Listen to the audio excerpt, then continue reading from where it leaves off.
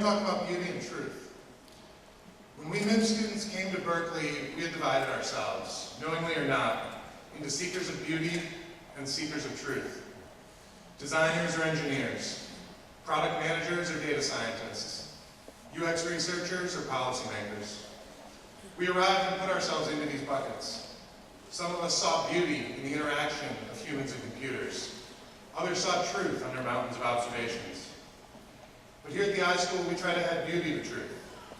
Our program unites the truthful, unfeeling beauty of the sciences with the rigorous truth of the humanities and arts.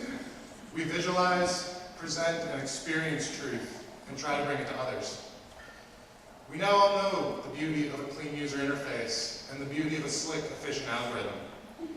We find truth in a well-run experiment and truth in the experience of a user. We know the beauty of an accelerating adoption curve and the truth of a convincing explanation. The beauty of a well-thought-out categorization and the truth of a compelling legal argument. And there's a reason that we became obsessed with sketch notes and the affordances of paper. There's a reason that a well-organized closet turns you on.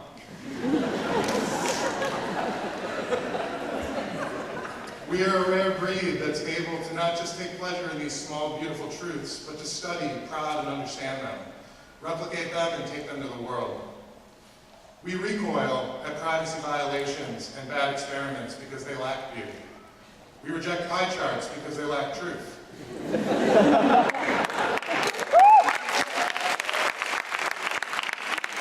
We must reject discrimination in our industry because it is true, but not beautiful. The iSchool has taught us to do something that's incredibly hard in practice. Be the person who says no. The great idea is illegal. The great thought is illogical. The company cannot be saved because it would sacrifice the dignity of the users. The team cannot be the best it possibly can without a diverse set of voices, spoken and heard. We have our ideas and our ideals, beauty and truth, and those cannot be denied. Our better angels will push us to aggressively accept these concepts, beauty and truth. We admire the designer who puts a graphic of a cheeseburger as a menu icon. We follow the reporter who chronicles his understanding in a notebook and tweets a daily update photo. We marvel at the simplicity of encryption, but tremble before the complexity of its implementation.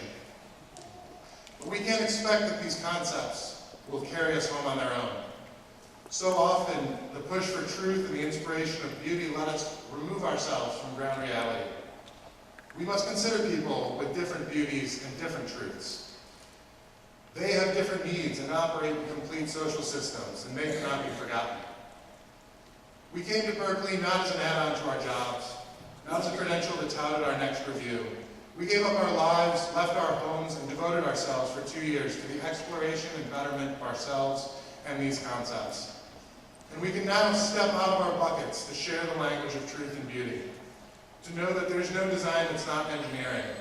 To know that there's no data science that's not product management. And to know that there is no beauty that is not true. Today, as we embark from here to our next adventure, we must not only be inquisitive and mindful of the tussle. We must not only be accountable for our creations, responsible for our code, and wary of the power of defaults. We must also remember there is a truth to beauty and a beauty of truth. Thank you.